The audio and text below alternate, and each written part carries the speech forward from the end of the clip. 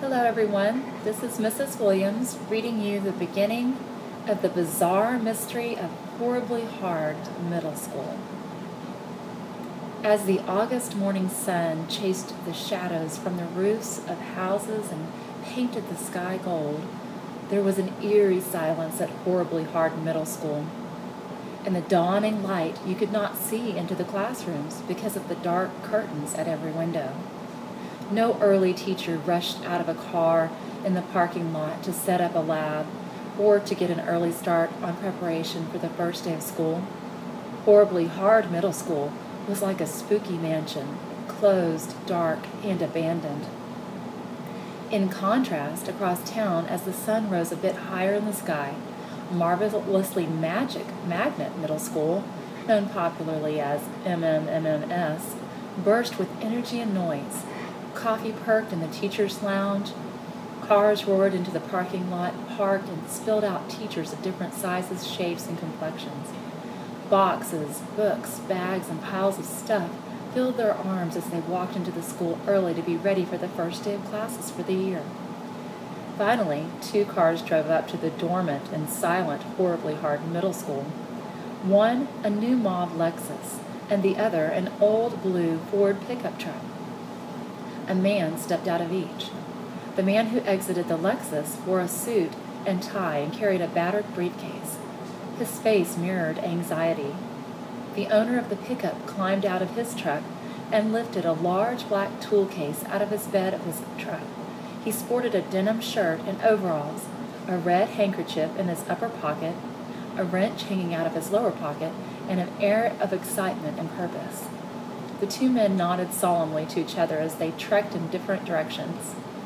The suited one toward the school office, and the man in overalls toward the 6th grade wing and the custodian's office. No other human soul could be seen in the dim light of early morning. Slowly, one after the other, classroom lights came on in HHMS. Soon the school was ablaze with light, and all classrooms were lit, but apart from Mr. Adept Fix-It, the custodian, rushing from room to room to open the doors and turn on the lights, no sounds of people could be heard on the campus. If you listened carefully in the main office, near the door to the principal's room, you could hear the faint click of computer keys as Mr. Punctilious Principal, a man who was always concerned with correct procedure, checked and rechecked the procedures which would be followed that first day, as well as the list of students who would enter the portals of the HHMS in about an hour.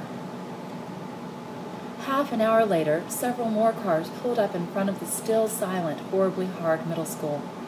A lady dressed in a long pink skirt and a blousy white shirt spattered with paint hurried towards one of the still dark classrooms with rolls of paper under her arm and a myriad of paintbrushes in her mouth and hands.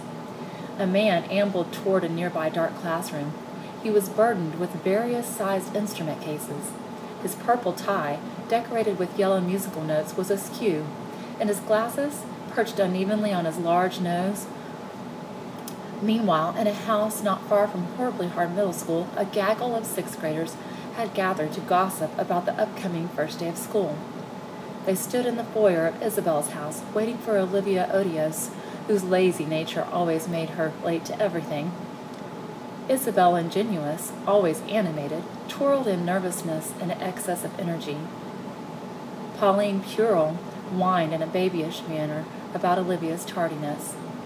Felicia Fay, always acting in a bizarre manner, muttered words of a spell, parts of which she could not remember, under her breath to encourage her friend Olivia Odios to hurry.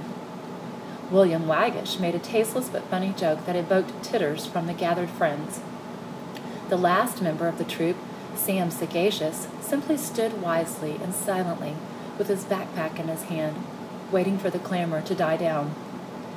Isabel Ingenuous danced out the open door, swiftly followed by her friends, with Pauline Purell taking up the rear as she picked up her teddy bear that had fallen from her backpack and tucked it into the front pouch. Another girl joined them as they walked down the steps of Isabel's house onto the sidewalk.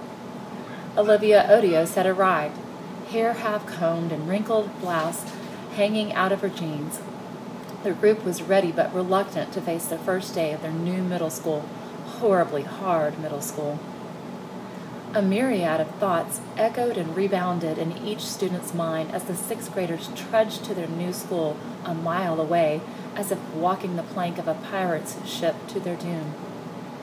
What would the new school be like? Would the teachers be mean and hard?